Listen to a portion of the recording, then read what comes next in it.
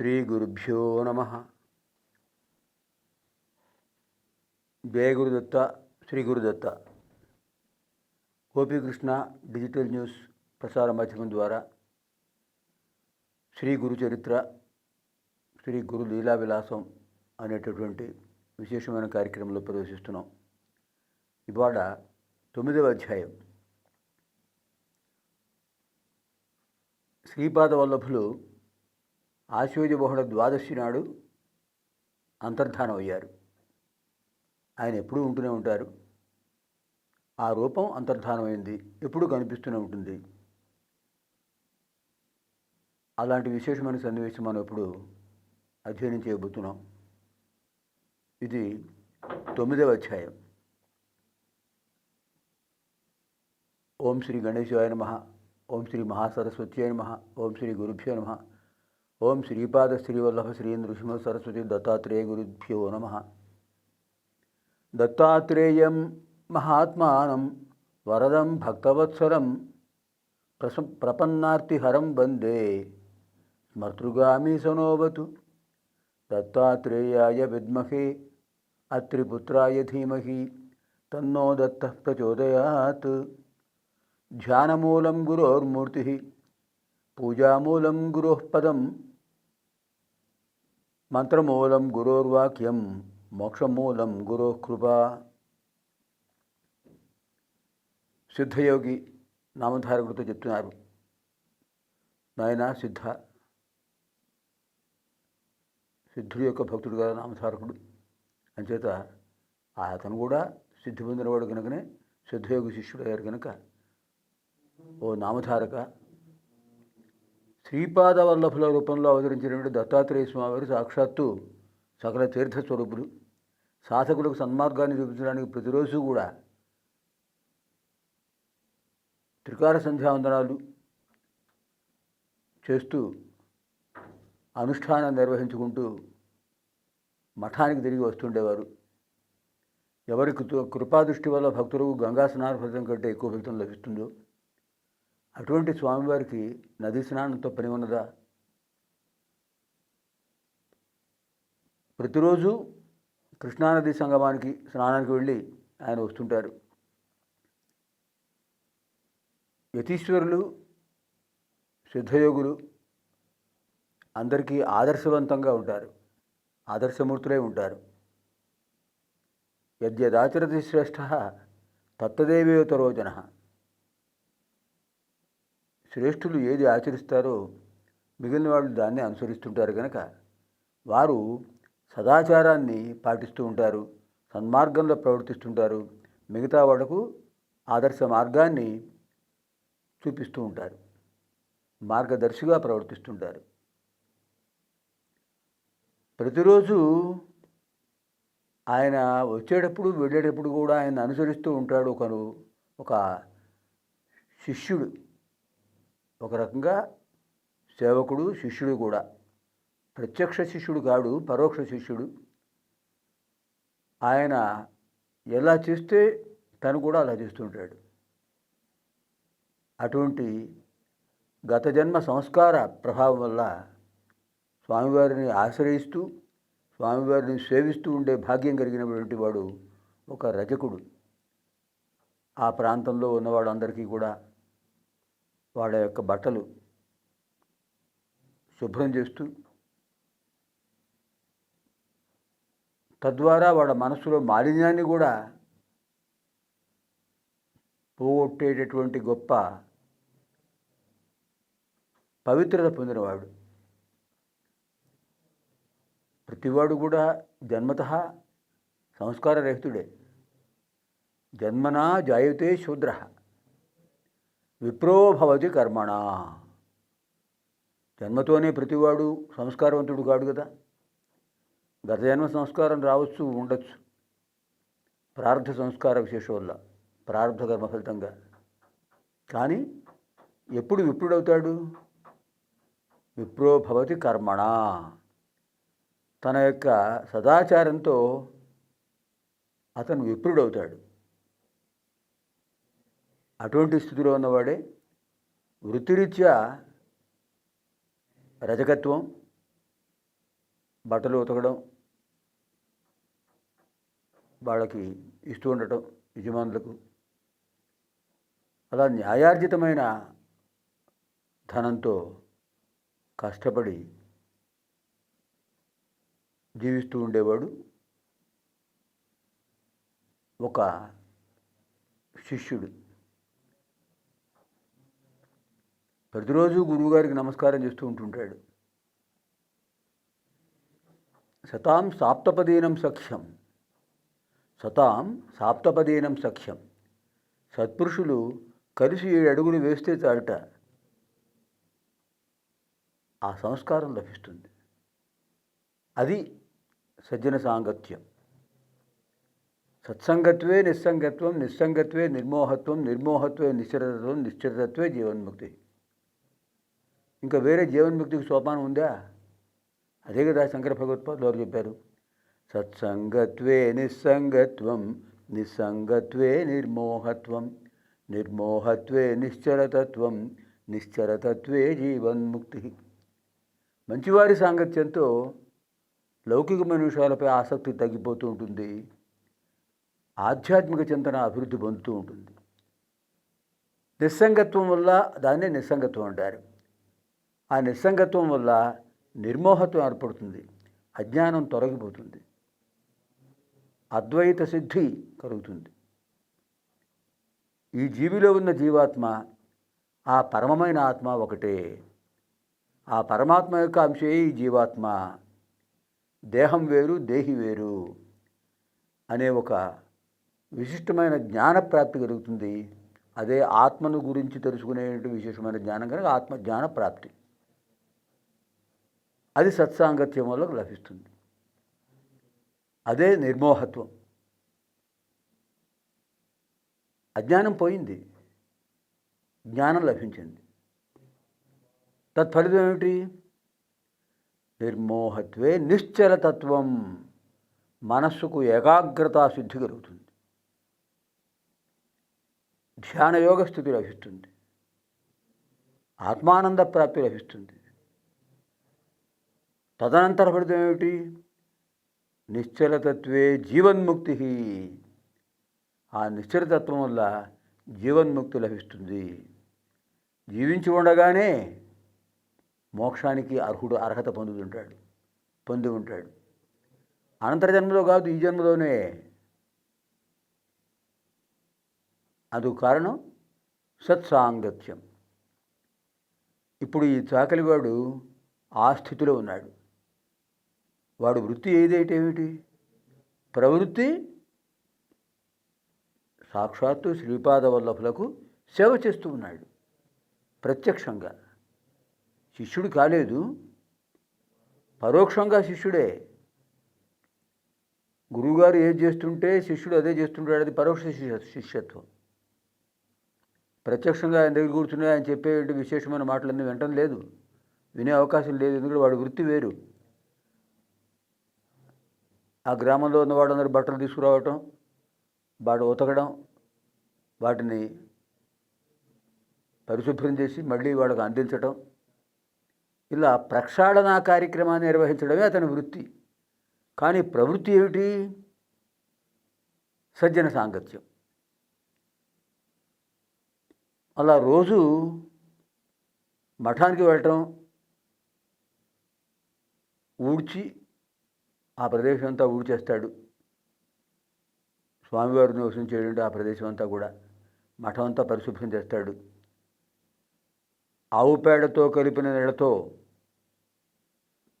మొత్తం ఆ గోమయ పవిత్ర జలంతో అంతా కూడా చల్లుతాడు. కళాపు చల్లడం అంటారు. ఆ తర్వాత ముగ్గురు కూడా వేస్తాడు. బయట నిల్చుంటాడు.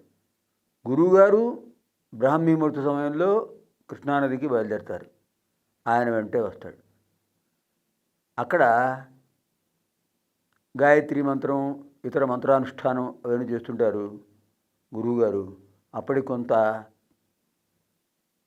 ఎండ ప్రారంభమవుతుంది.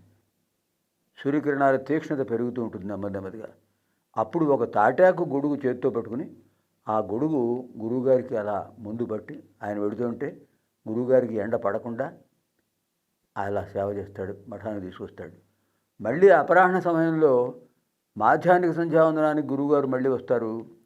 మళ్ళీ స్నాన సంధ్యావందనాదులు ఉంటాయి కనుక అప్పుడు మళ్ళీ గొడుగు పెట్టి ఆయన వెంట వస్తాడు. మళ్ళీ ఆయన అనుష్ఠానం అయిపోయిన తర్వాత మళ్ళీ మఠానికి ఆయన విశ్రాంతి తీసుకోవడానికి వెళ్ళేటప్పుడు మళ్ళీ గొడుగు పెట్టి తీసుకెడతాడు. అలాగే సాయం సంధ్యా సమయంలో కూడా గురువుగారి సేవ చేస్తుంటాడు. ఇలా ఆటంకం లేకుండా అతని సేవా వ్రతం, సేవా దీక్ష కొనసాగుతూనే ఉన్నది.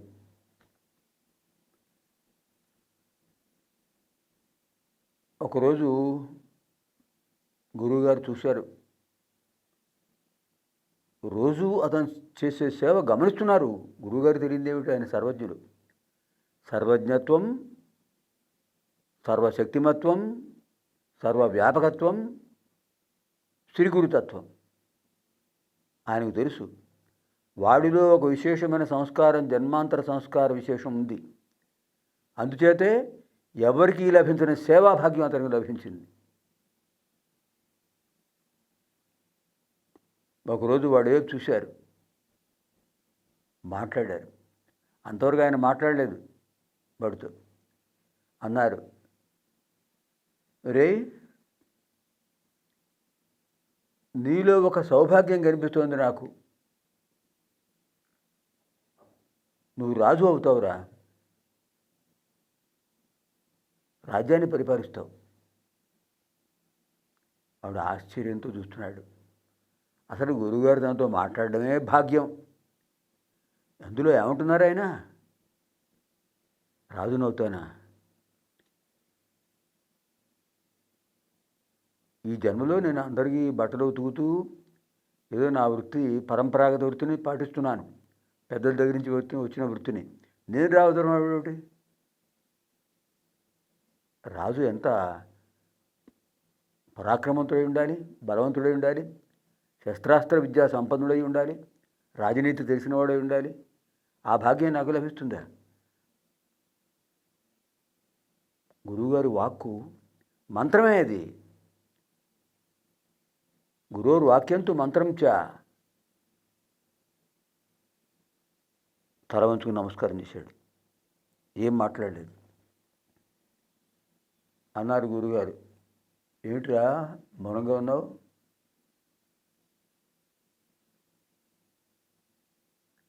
సరే, ఏం మాట్లాడలేదు. గురువుగారికి తెలుసు, వాడి మనస్సులో అంకురార్పణ ప్రారంభమైంది. ఆ ఆలోచనే రాలేదు ఇంతకుముందు. గురువుగారు ఇప్పుడు ఆ మాట అనడంతో బీజావాపనం అయింది. కొన్నాళ్ళయింది. సేవావ్రతం కొనసాగిస్తూనే ఉన్నాడు. అది మాధ్యాహ్నిక సంధ్యా సమయం. స్నాన సంధ్యావందనాదులు పూర్తయ్యాయి. శ్రీపాద వల్లభులు బయలుదేరుతున్నారు. గొడుగు బట్టి వెంట వస్తున్నాడు. అదే సమయంలో అక్కడికి ఒక యవన రాజు వచ్చాడు. యవనులు అంటే మన భారతీయులు కాదు, విదేశీయులు. ఆ కాలంలో మన దేశానికి వ్యాపారం కోసం లేదా దేశ సందర్శన కోసం, ఈ దేశంలో ఉన్న ఋషులను దర్శించడం కోసం విదేశీయులు వస్తుండేవారు. అందులో యవనులు. యవనులు అంటే మనం కొన్ని గ్రంథాల్లో గ్రీసు దేశం వాళ్ళు అంటుంటారు, కొంతమంది మహమ్మదీయులు అంటుంటారు. ఏదైనా మన దేశం వారు కాదు, మన దేశానికి వచ్చారు, ఇక్కడ స్థిరపడ్డారు. అలాంటి వాడే ఒక యవన రాజు. ఆ యవన రాజు వస్తున్నాడు. సేవకులందరూ వెనకాలే వస్తున్నారు. గురువుగారు ఒక మార్గంలో వెళుతున్నారు. అటునుంచి యవనరాజు వస్తున్నాడు. సేవకులందరూ జయహో జయహో అంటూ జయ జయధ్వానాలు పలుకుతున్నారు. అది చూశాడు, అనుకున్నాడు, ఇదా రాచరికం అంటే, ఎంత సౌభాగ్యం. అందరూ జయ జయధ్వానాలు పలుకుతున్నారు, తలలు వంచి నమస్కారం చేస్తున్నారు, క్రీగంటి చూపుతో అన్ని పనులు జరిగిపోతున్నాయి. అది సౌభాగ్యం అంటే అనుకున్నాడు. ఎంత అదృష్టవంతుడో. ఆశ్చర్యం, ఆనందం కలిగే. ఇది గమనించారు గురువుగారు. అతని మనస్సులో ఉన్న ఆలోచన ఆయన తెలిసిపోయింది. అన్నారు, ఆ రాజ్యభోగాలు కావాలనుకుంటున్నావా అడిగారు. ఆ రాజ్యభోగాలు నీకు కావాలి అనుకుంటున్నావు కదా అన్నారు. ఏం మాట్లాడతాడు? నిజం చెప్పు.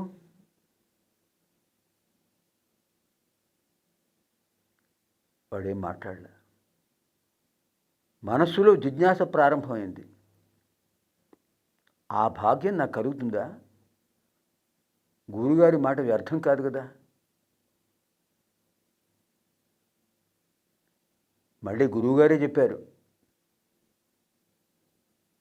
సామాన్యుల విషయంలో గురోస్తు మౌనం వ్యాఖ్యానం. కానీ వీడు ఎన్నో జన్మల సంస్కారంతో ఇప్పుడు గురువుగారి యొక్క సేవాభాగ్యం పొందాడు. అంతేత గురువుగారే మాట్లాడారు ఇంకోసారి కూడా. మళ్ళీ అన్నారు, నాయనా, నీలో ఒక సంకల్పం ఏర్పడింది, అది జరిగి తీరవలసిందే.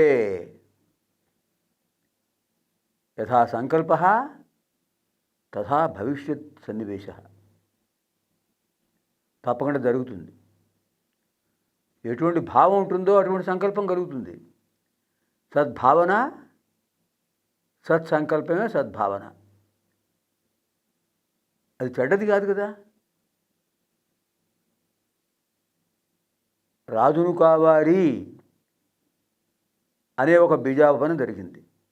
బీజ ఆవాపనం. ఇప్పుడు రాజును దర్శించాడు. మరికొంత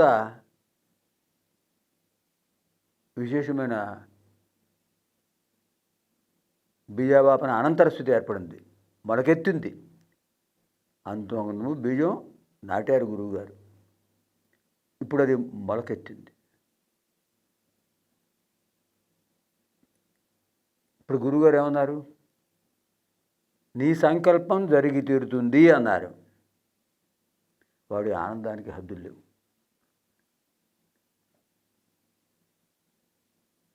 నాయనా, నీలో ఒక మంచి భావన సంకల్పంగా ఏర్పడింది.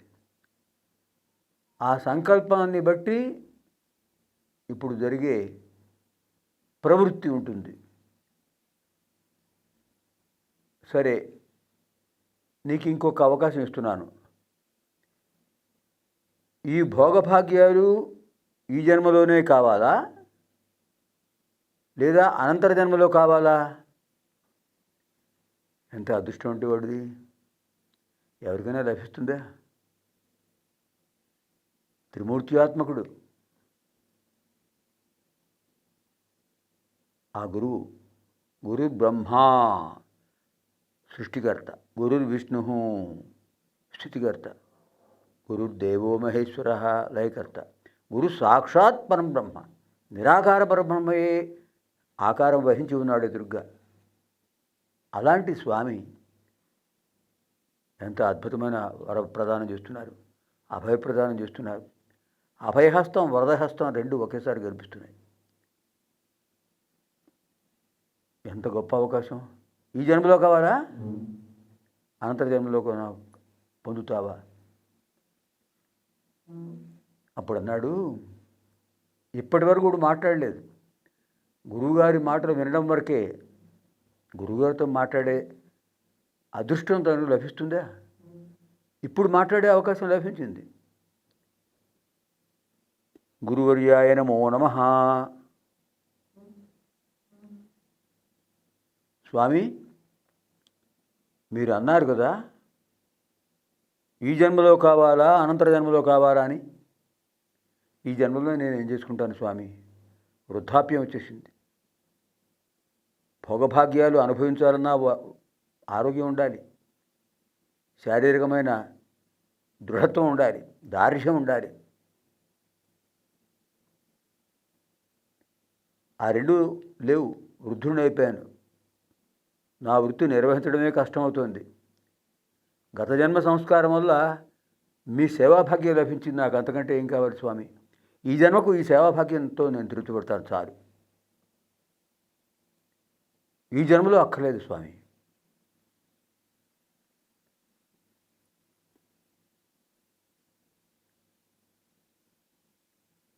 అనుకున్నారు. అది గురువుగారు పెట్టిన ఒక పరీక్ష. నిజంగానే వాటిలో అత్యాశ ఉండి వెంటనే ఇచ్చేసేయండి స్వామి అన్నాడా? లేదు. తన స్థితి ఏమిటో గమనించాడు. నేను ఈ జన్మలో ఒక రజకుడుగా పుట్టాను. బట్టలు ఉతకడం నా వృత్తి. మరి దాన్ని విడిచిపెట్టి రాజును అవ్వాలనుకోవడం దురాశ కదా. దురాశ దుఃఖానికి కారణమవుతుంది. ఎందుకు నాకు అటువంటి ఆశ పనికిరాదు అని మనసులో అనుకున్నాడు. తర్వాత ఏం జరిగింది? అనంతర సన్నివేశంలో ఆ గురు కటాక్ష ప్రాప్తి ఎలా లభించింది అతనికి, ఆ విషయాన్ని మనం పరిశీలిద్దాం. సర్వేభ్యః శ్రీ గురు కటాక్ష ప్రాప్తిరస్తు. పునర్మిలామః ఆగామిని కార్యక్రమే. స్వస్తి.